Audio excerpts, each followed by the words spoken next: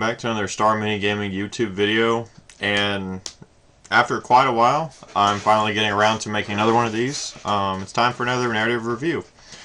And in this one we are doing the first in the new series called Knights of Vengeance, the second audio drama series that GW is putting out in the Black Library, concerning actually the same group of Hallowed Knights from the first one.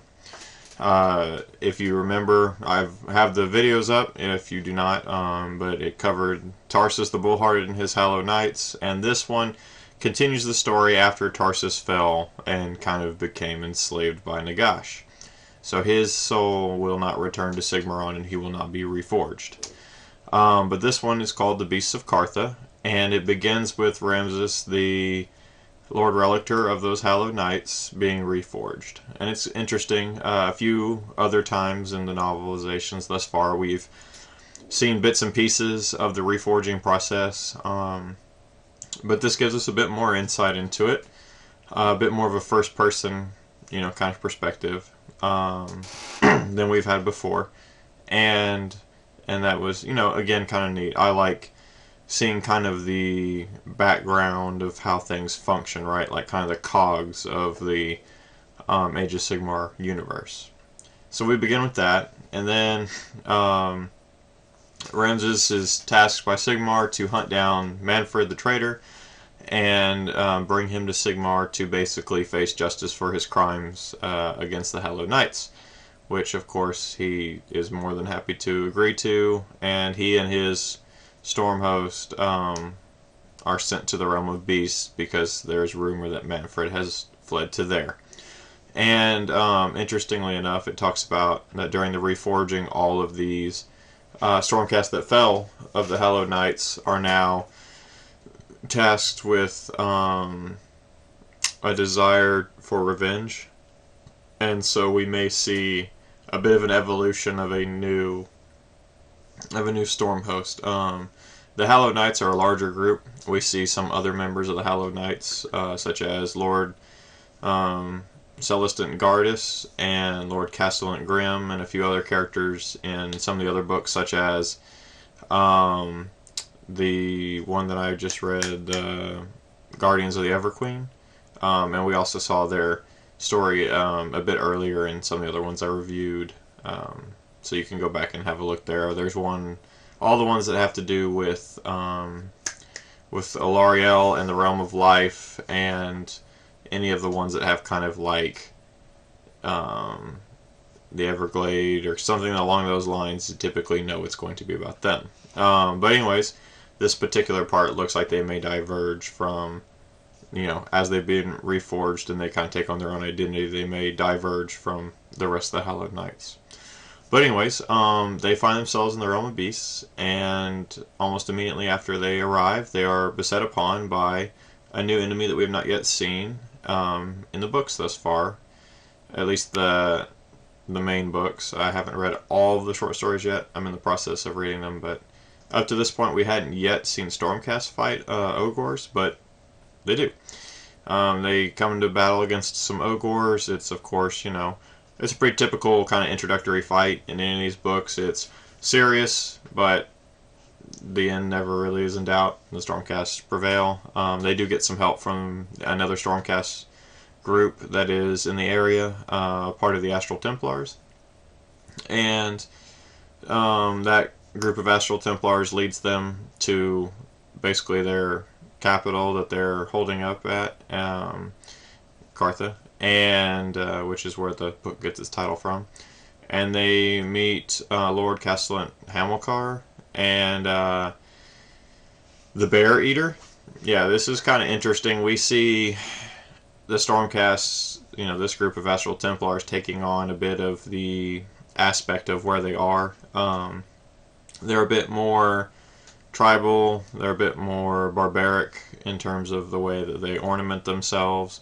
This is the first time that we see kind of a auxiliary forces of regular humans that are serving Sigmar, that are set up here alongside the Stormcast. Previously in the books, it was kind of hinted at that the regular people from the realm of Vizier had no knowledge of the war that Sigmar was raging, but against Chaos, but apparently that's changed. And so anyways, they're there, and much to Ramses' disgust, he learns that Hamilcar and the Auxilia and everyone are not drinking the water that's present in this village. They are instead drinking sap from the tree mixed with, because in this realm, let me backtrack just 1 second. They basically are living in absolutely massive treetops. Think very Kashyyyk from Star Wars, very similar to that in this part of the realm.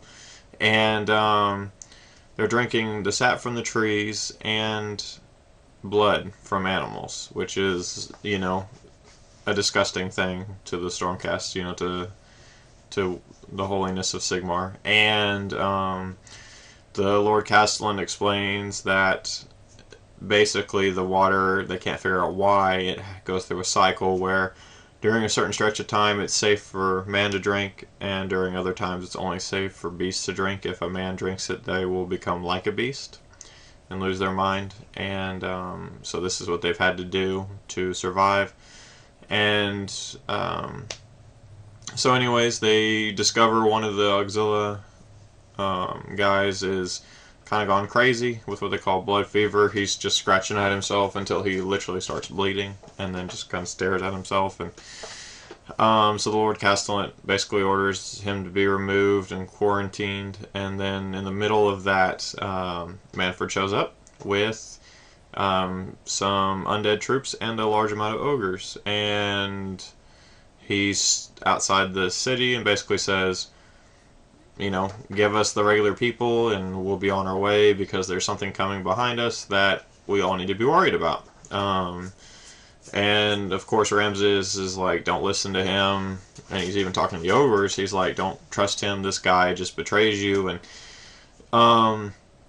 you know, Manfred doesn't really recognize Ramses at first until Ramses explains, you know, how he knows him and all. And he shoots some lightning from his Requiem staff that of Sigmar at Manfred, and Manfred just kind of catches it in his hand and laughs, and then squeezes his hand together and sends out a shockwave. And using that shockwave of energy, he literally takes every human, or every regular human that was in the city of Cartha, and turns them into basically a ghoul, because they had drank the blood, and he's able to use that with his own magic, being a vampire, to gain mastery over them. So he turns all the people into feral ghouls that are fighting each other, fighting the Stormcast, while his ogres are able to break in and his own undead troops. And they come in, they're fighting, and there's a pretty epic duel between Manfred and Hamilcar and Ramses. It's kind of a three-way fight because Ashigaroth, his Dread Abyssal, is also engaged in the combat.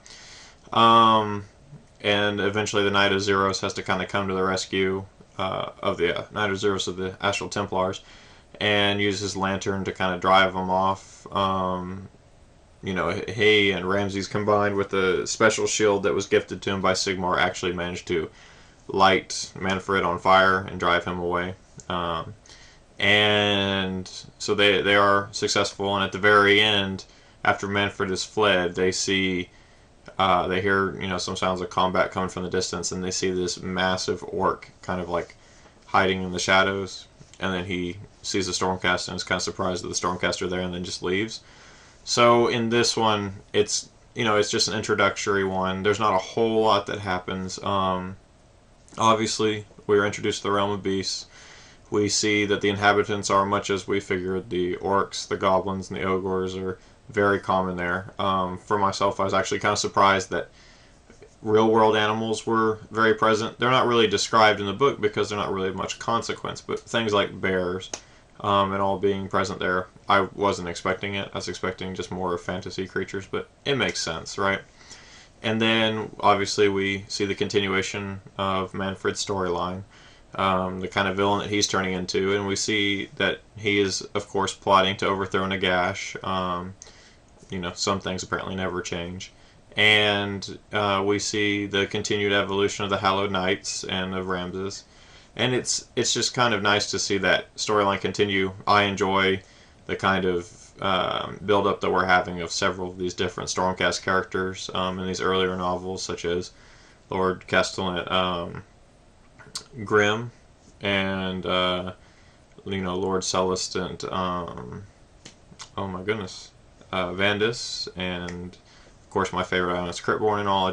I enjoy watching these characters kind of evolve and just seeing the kind of continued stories that they're going on. But that's going to do it for this one. I will continue this review series and kind of talk about each of the parts as they come out. Hopefully the next one will be out in the next couple weeks. It'll have been close to a month by the time I'm recording this since the first one came out. But until next time, this is James, and happy gaming.